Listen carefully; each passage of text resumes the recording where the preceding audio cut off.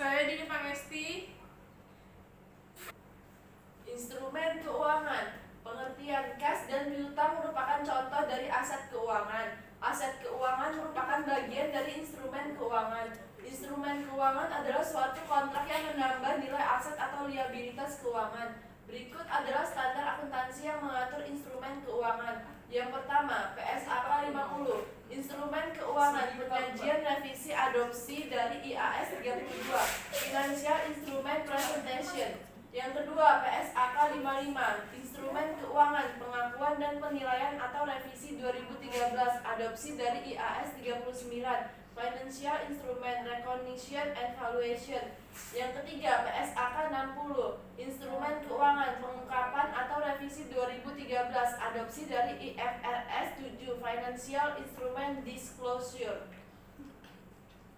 Konvergensi PSAK dengan IFRS menyebabkan semua standar yang berkaitan dengan instrumen keuangan dicabut dan diganti dengan 3 standar di atas. Beberapa standar terkait instrumen keuangan yang dicabut di antara berikut ini. Yang pertama, PSAK 41 akuntansi waran. Yang kedua, PSAK 43 akuntansi anjak piutang. Yang ketiga, PSAK 54 restrukturisasi utang piutang bermasalah. Yang keempat, PSAK 30 akuntansi perbankan. Yang kelima, PSAK 42 akuntansi perusahaan efek. Yang keenam, PSAK 49 akuntansi reksadana.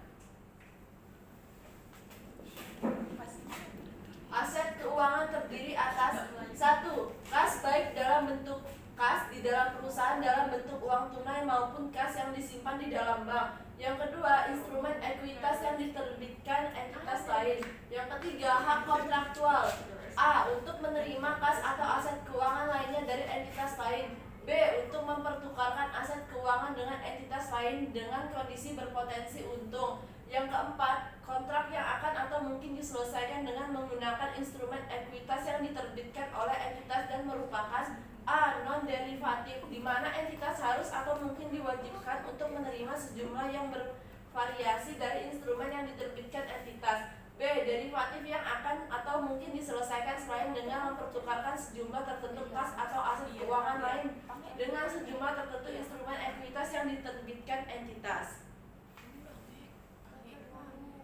Liabilitas keuangan terdiri atas 1. Liabilitas kontraktual. A. Untuk menyerahkan kas atau aset keuangan lain kepada entitas lain. B. Untuk mempertukarkan aset keuangan atau liabilitas keuangan dengan entitas lain dengan kondisi yang berpotensi tidak menguntungkan entitas. 2. Kontrak yang akan atau mungkin diselesaikan dengan menggunakan instrumen ekuitas yang diterbitkan entitas dan merupakan suatu A. Non-derivatif, di mana entitas harus atau mungkin diwajibkan untuk menyerahkan sejumlah yang bervariasi dari instrumen ekuitas yang diterbitkan entitas. B. Derivatif yang akan atau mungkin diselesaikan selain dengan mempertukarkan kas dalam jumlah tertentu atau aset keuangan kain dengan jumlah tertentu dengan instrumen ekuitas yang diterbitkan entitas. Konsep pengakuan dan pengukuran instrumen keuangan. Entitas mengakui aset keuangan atau liabilitas keuangan pada laporan posisi keuangan jika dan hanya jika entitas tersebut menjadi salah satu pihak dalam ketentuan ada kontrak instrumen tersebut. Pengukuran aset atau liabilitas keuangan dibedakan menjadi 2, yaitu pengukuran pada aset pengakuan awal dan pengukuran setelah pengakuan awal. Secara umum, pengukuran menggunakan dasar nilai wajar, namun saat nilai wajar tidak dapat diperoleh, maka dapat menggunakan nilai perolehan atau nilai tercatat. Pengakuan awal aset dan liabilitas keuangan menggunakan nilai wajar pada tanggal perolehan atau transaksi pada saat perolehan ini. Ada kalanya entitas harus membayar biaya transaksi untuk memperoleh aset atau mengeluarkan liabilitas keuangan. Aset keuangan. Berdasarkan PSAK 55, berikut klarifikasi aset keuangan yang dibagi menjadi 4. 1. Aset keuangan diukur dengan nilai wajar melalui laba rugi. 2. Investasi dipegang hingga jatuh tempo. 3. Pinjaman yang diberikan atau piutang. 4. Aset keuangan tersedia untuk dijual. Pengklarifikasian aset keuangan ini memiliki makna strategis karena setiap klarifikasi memiliki metode penilaian yang berbeda baik dalam pengakuan awal maupun setelah memiliki memiliki metode penilaian yang berbeda, baik dalam pengakuan awal maupun setelah pengakuan awal. Perbedaan klarifikasi didasarkan pada intensi manajemen terkait dan jenis aset keuangan. Klasifikasi aset keuangan. Aset keuangan diukur dengan nilai wajar melalui laba rugi. Aset keuangan diukur dengan nilai wajar melalui laba rugi adalah aset keuangan yang dimaksudkan untuk tujuan dijual atau dibeli kembali dalam waktu dekat. Aset keuangan ini dimaksudkan untuk diperdagangkan. Ketentuan standar lama menyebut kelompok ini sebagai aset berharga diperdagangkan. Menurut PSAK 55 revisi 2013, aset keuangan Menurut PSAK 55 revisi 2013, aset keuangan diklasifikasikan sebagai FPL jika memenuhi salah satu dari kondisi berikut. 1. Diklasifikasikan dalam kelompok diperdagangkan, diperoleh atau dimiliki untuk dijual atau dibeli dalam waktu dekat, merupakan bagian dari portofolio instrumen keuangan, merupakan derivatif yang bukan instrumen lindung nilai. 2. Pada saat pengakuan awal telah diukur pada nilai wajar melalui laba rugi, sehingga menggunakan penetapan tinggi jika ketika melakukannya akan menghasilkan informasi yang lebih. Investasi dipegang hingga jatuh tempo. Investasi dipegang hingga jatuh tempo adalah aset non-keuangan non-derivatif dengan pembayaran tetap atau telah ditentukan dan jatuh tempo telah ditetapkan, serta entitas mempunyai intensi positif dan kemampuan untuk memiliki aset keuangan tersebut hingga jatuh tempo. Pinjaman yang diberikan atau piutang. Pinjaman yang diberikan atau piutang adalah aset keuangan non-derivatif dengan pembayaran yang lebih ditentukan dan tidak mempunyai reputasi pasar aktif kecuali yang termasuk dalam tipe kategori yang lain. Kepemilikan atas kelompok aset yang membutuhkan pinjaman yang diberikan atau piutang. Kepemilikan atas reksadana tidak dapat diklasifikasikan sebagai pinjaman dan piutang. Reklasifikasi aset keuangan. Reklasifikasi aset keuangan pada saat pengakuan awal AFS diakui sebesar nilai wajar hanya memenuhi yang dapat diatribusikan secara langsung untuk proyek investasi. AFS dikapitasi nilai AFS untuk AFS dengan pembayaran tetap atau yang telah ditentukan. Biaya transaksi diamortisasi ke laba rugi dengan menggunakan suku bunga efektif. Setelah pengakuan awal dengan pembayaran tetap atau telah ditentukan, diukur pada biaya penilaian diamortisasi dengan menggunakan metode suku bunga efektif. Penurunan nilai. Aset keuangan yang diukur dengan harga perolehan diamortisasi serta aset keuangan tersebut untuk dijual dapat mengalami penurunan nilai. Sedangkan untuk aset keuangan yang dinilai dengan nilai wajar melalui laba rugi secara otomatis akan menurun nilainya mengikuti harga pesaing sehingga tidak perlu ada evaluasi penurunan nilai. Aset keuangan atau kelompok aset keuangan mengalami penurunan nilai apabila aset perolehan diamortisasi lebih tinggi daripada nilai yang dapat diperoleh kembali.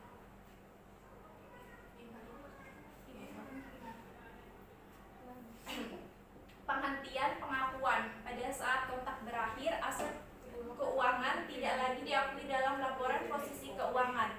Namun, entitas dapat mentransfer aset keuangan pada pihak lain sebelum kontrak berakhir. Standar. Entitas menghentikan pengakuan aset keuangan jika dan hanya jika 1. Hak kontrak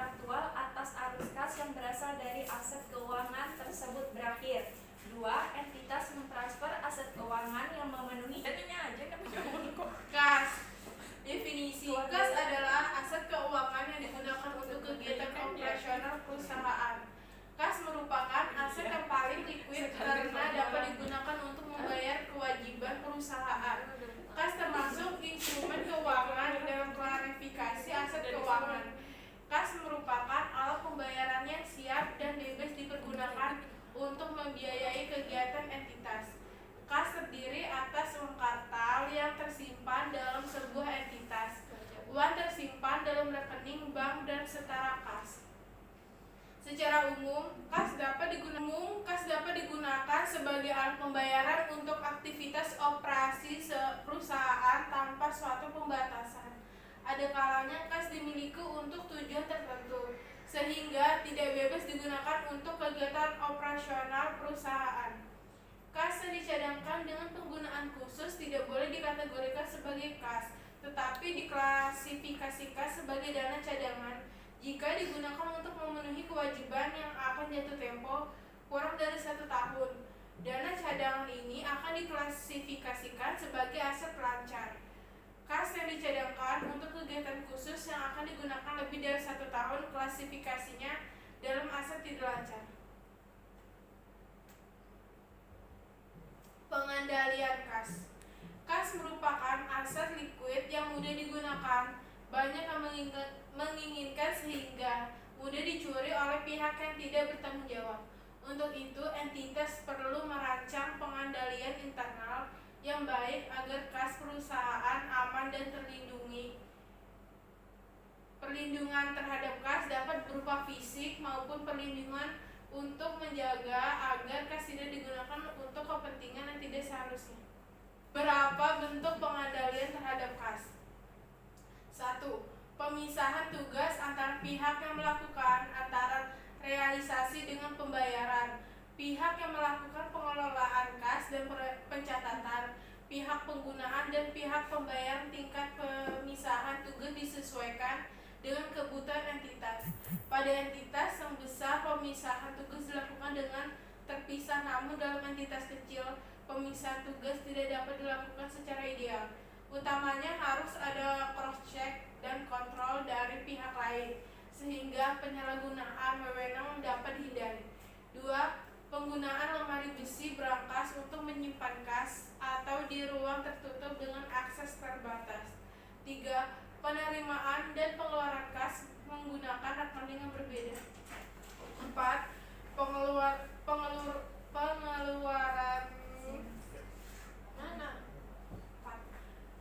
Pengeluaran uang dilakukan melalui bank dan menggunakan cek, sehingga terdapat pengendalian pencatatan oleh pihak lain. 5. Penerimaan kas dilakukan melalui bank untuk keamanan dan pengendalian pencatatan. 6. Menggunakan sistem impres kas kecil untuk memenuhi kebutuhan kas dalam jumlah kecil.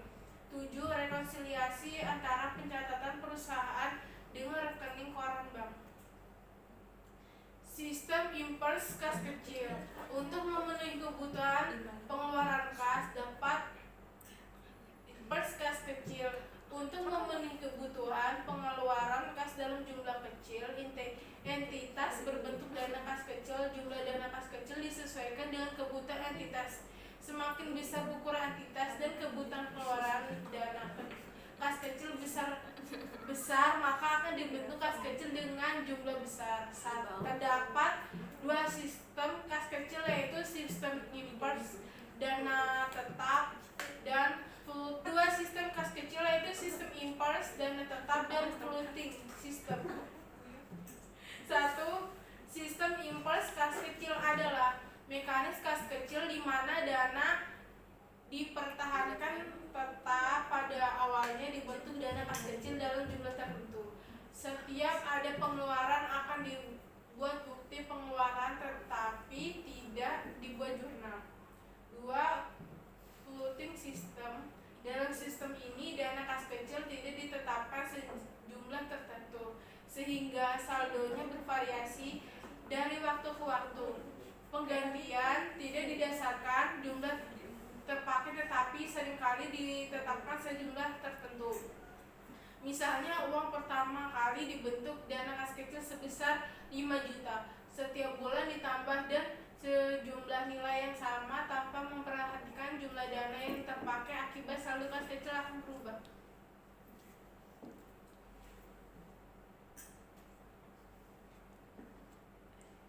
Rekonsiliasi bank.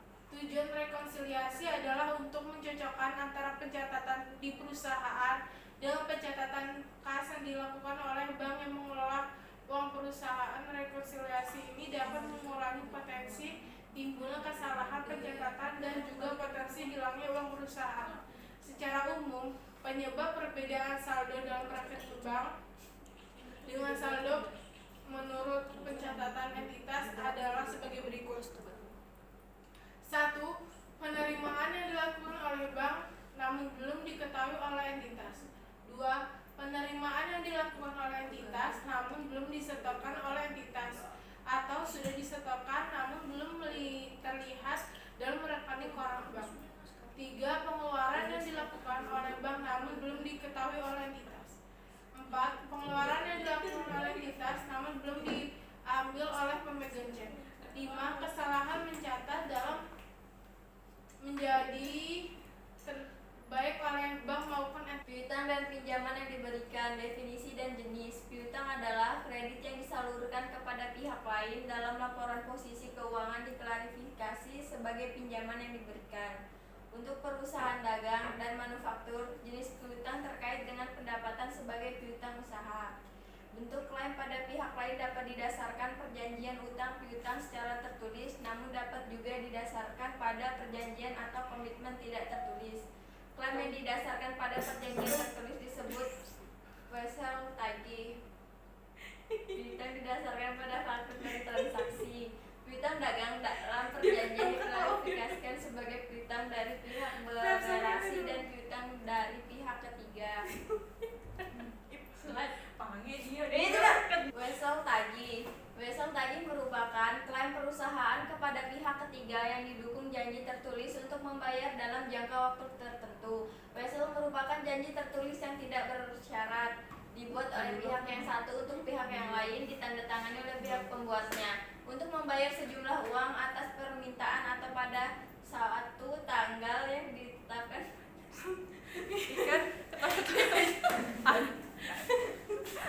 Ulang ya, sorry Mo. Dia minta ulang story tahunnya baik. Wesel tagih. Wesel tagih merupakan klaim perusahaan kepada pihak ketiga yang didukung janji tertulis untuk membayar dalam jangka waktu tertentu. Wesel merupakan janji tertulis yang tidak bersyarat dibuat oleh pihak yang satu untuk pihak yang lain, ditandatangani oleh pihak pembuatnya untuk membayar sejumlah uang atas permintaan atau pada suatu tanggal yang ditetapkan pada masa yang akan datang kepada pihak yang memerintahkan atau membawanya. Pengakuan awal.